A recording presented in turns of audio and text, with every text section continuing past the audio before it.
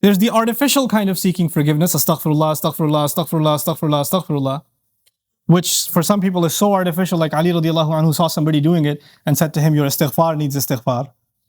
Right? So, because it's just rolling off your tongue. I want to tell you there are some things that keep you and me from seeking Allah's forgiveness. It has to do with expectation. Some people deep in their mind have internalized that I have done way too much messed up stuff. Allah probably doesn't like me very much. Some people even go as far as to say, I've heard them say, Allah hates me. Allah hates me. Allah doesn't like me. Allah is angry with me. I've done a lot of bad things. Allah told me, I knew Allah doesn't want me to do this, and I did it anyway, and I did it over and over and over again. So I'm basically off of Allah's good books. My prayers don't mean anything. And when people internalize that, you know what they do? I'm a bad person. Could you make dua for me? Because I'm disqualified already. So you need to make dua for me. Because I'm hoping at least Allah will listen to you. Maybe I have a chance. Because there's no way He's going to listen to me. You seem to have a much better connection with Allah than I do. Let me take you back, short reminder. Who was the offer made to by Nuh alayhi salam? Did Nuh alayhi salam make this offer to people that spend their entire night in the masjid and go to Hajj every year and fast and do? Nuh alayhi salam was making this offer to one of the most rebellious nations on earth. Continuously rebellious. And he said, if you can just come ask forgiveness, not only will Allah give you forgiveness, He'll open up the world for you. In other words, you don't get to write yourself off. You don't get to say about yourself, I'm too far gone. Seeking forgiveness is not for you, maybe for somebody else, but I'm a lost case. I'm a terminal case. I'm beyond hope. I'm already done for. If anything, my mom will make dua for me, or this one will make dua for me. And this is where shaitan comes. Shaitan uses that. When shaitan, he takes advantage of the hopelessness of people, and that's one of the doors to shirk. You know that? One of the doors to shirk. Why? Because then religions come, false religions come that say, you're too messed up, let Jesus forgive you. You be good to Jesus, He'll take care of God for you. You know, He'll be in between. Or somebody will else come, they'll place somebody else in between. Somebody said, this saint, go to his grave. Go ask him, be good to him, put some chocolate in front of his grave, and he'll ask Allah to take care of your problems. Because you're too messed up. You can't deal with Allah, He's too angry with you. He, however, was in Allah's good book, so you go through him. This is how shirk opens up. In other words, the essence of our direct connection with Allah, which is what Iman is, which is what Tawheed is, which is what La ilaha illallah is. The essence of it is you get to ask Allah directly for what you need. And I'm telling you, I'm reminding myself, the thing we need the most, because it will take care of all of our needs, is seeking forgiveness.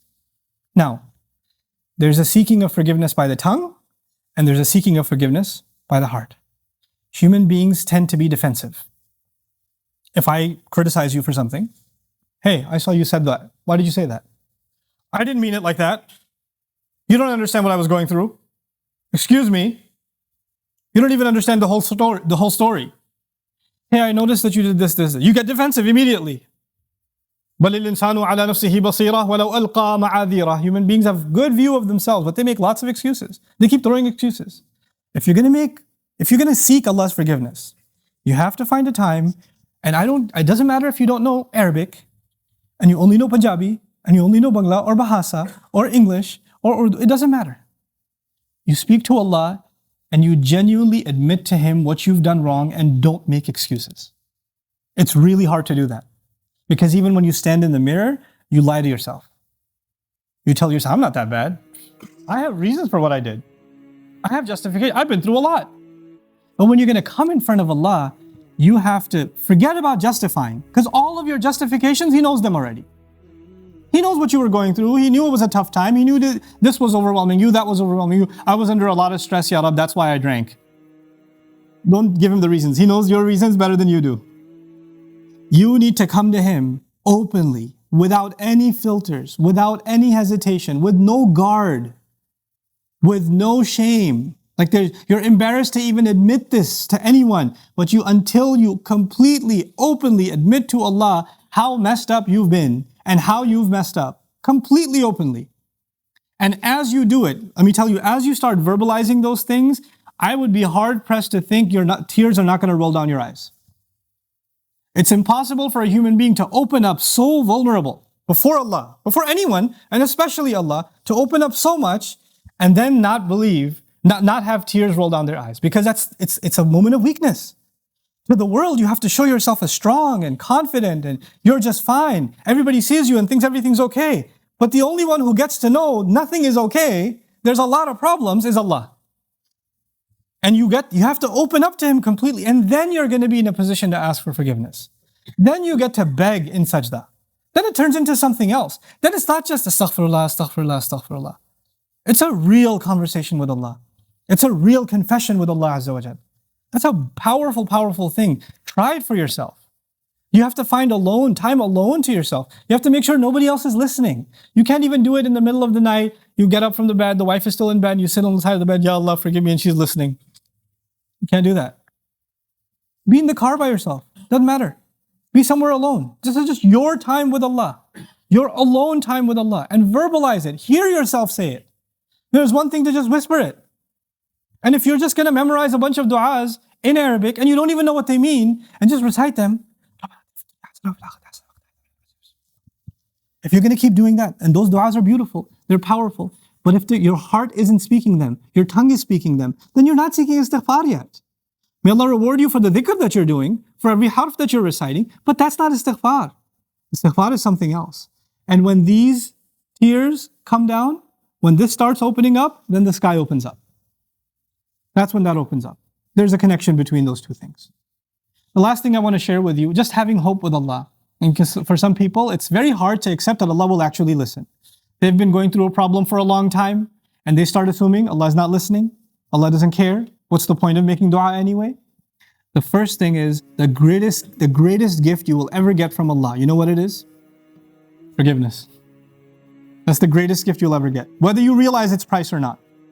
Everything else that Allah says He will give you is an added benefit. Everything else. Now, let me give you an example. I have kids. Let's say one of my kids made me very upset. He did something wrong. I got very angry. You should not have done that. You should not have spoken like that. I can't believe you did that. And I scold him. Now that I scold him, he goes home, he goes back, and he was drawing something for me. He was making me a card, Abba, I love you. And here's a house I drew or something. He drew something beautiful for me. And when he drew it for me, who's he supposed to give it to? He's supposed to give it to me. But he crumpled it up and threw it in the garbage. And before he threw it in the garbage, his other brother asked him, hey, why didn't you give it to Abba? Why'd you throw it away? Abba's so angry at me, he doesn't care about that. He doesn't really care. He doesn't love me anymore. If I knew that he felt that way, what would I do? Yeah, that's right, you better throw it away. No, I'd be in tears. How did you think I don't love you anymore? Yeah, you messed up. Yeah, you did something bad. But you're my baby. You can mess up 1,000,000 times, I'll still love you. Even if I'm angry, I still love you. Give me that paper. Why wouldn't I? I'll frame that paper. Forget putting it on the fridge. I'll put it behind the glass. I'll take it out of the garbage. I'll cherish it forever. Why? Because I love my child despite their mistakes. Even when they make me upset. That's just me and my child. But I'm not talking about me and my child. I'm talking about me and Allah. I mess up with Allah. I make mistakes. Allah doesn't even scold me. He didn't strike lightning from the sky. He didn't push me into hell. He didn't make my heart stop beating. Every time I lied, I didn't develop an inability to speak. Every time I ate something haram, my hand didn't become paralyzed. It didn't happen. Every time I looked at something haram, I didn't go blind. He still kept giving. He still kept providing. And I started thinking, well, Allah doesn't really love me anymore. We used to be good, but now that I'm bad, the love is gone. So what's even the point of making dua to Allah? Nobody will love you like Allah does. Every ounce of love I have for my child, every ounce of love you have for your child or you have for your parents, that love is only a fraction of something Allah put in you.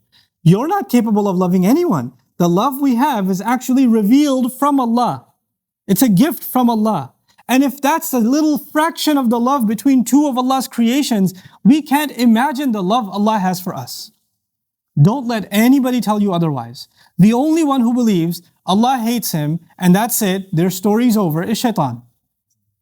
He believes it. There's no reason for him to ask for forgiveness because he's a lost cause. He's accepted that about himself. If you accept that about yourself, whose footsteps are you following? Think about that. If Adam alayhi salam was in Jannah, you couldn't have a better home than Jannah, and he made a mistake. And Allah Azza wa Jal put him on the earth.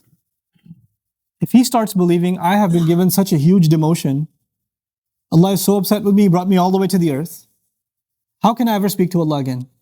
After I've disappointed Him so much. What are the first thing, Allah taught him what to do? How to fix his heart.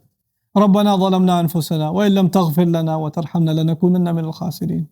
You could be in a really good place and you fell to a really bad place. Compared to Jannah, dunya is nothing. He went from Jannah to dunya. And as far down as he came, he's still just as close to Allah. Just those words are enough to connect him to Allah. Don't give up on dua. Make this month, this coming month, even from now, preparation, how you're going to make genuine dua to Allah. Know that Allah will listen to every one of your du'as. Ujibu da'wat ad-da'i idha da'an is an announcement of Ramadan. I immediately respond to the one who calls on me whenever they call on me. And that's the promise of Allah. And the number one dua you make, number one dua I make is going to be for forgiveness. May Allah Azza wa Jal make us a people of genuine forgiveness. May Allah Azza wa Jal make our hearts feel the desire, the earnest desire to seek His forgiveness. May Allah Azza wa Jal bless our hearts to move our eyes to tears. And may Allah Azza wa Jal open up the doors of His rizq and His solutions to all of us that seek His genuine forgiveness. One last thing I'm reminded of, I know I'm over my time. Allah says about nations that He won't destroy. There are nations that deserve to be destroyed, and Allah wouldn't destroy them. You know why? Because among them there are people who still seek forgiveness. Just because there are some people who still seek forgiveness, Allah wouldn't destroy some people, the entire nation. Become people of istighfar. May Allah protect all of us. Barakallahu li wa lakum. Assalamu alaikum wa rahmatullahi wa barakatuh.